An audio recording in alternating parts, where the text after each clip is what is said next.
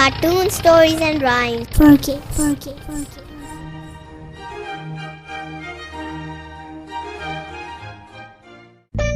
دوستو، ہماری روزمرہ زندگی میں ہمارے ہر کام یعنی سونے، جاگنے، کھانے پینے سے لے کر کارخانوں میں کیے جانے والے کاموں تک سے جڑی ہر قسم کی معلومات اور اس میں بہتری کے لیے کی جانے والی کوششیں، جسے ریسرچ کہا جاتا ہے، سبھی کچھ سائنس کا حصہ ہے۔ اس کا مطلب یہ ہوا کہ سائنس تو ہر انسان سے تعلق رکھتی ہے۔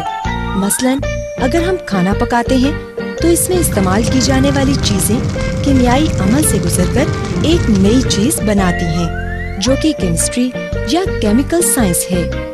ہم اپنے جسم کی ضرورت کے مطابق ایک خاص مقدار میں کھانا کھاتے ہیں، اور اس خوراک سے حاصل ہونے والی انرجی سے ہم روزمرہ کے کام کرتے ہیں، سانس لیتے ہیں، اور ہمارے جسم میں قوت بحال رہتی ہے، جو کہ بایولوجی یا میڈیکل سائنس ہے۔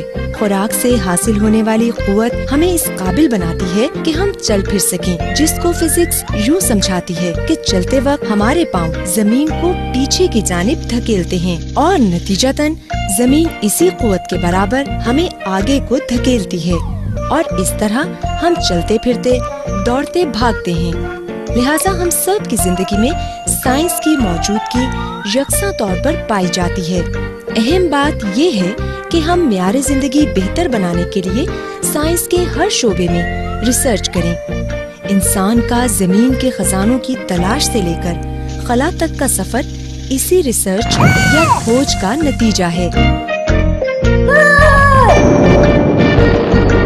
تو آئیے دوستو، ہم بھی سائنس کی بدولت قدرت کی لامحدود حقیقتوں کو سیکھیں اور اس سے فائدہ اٹھائیں۔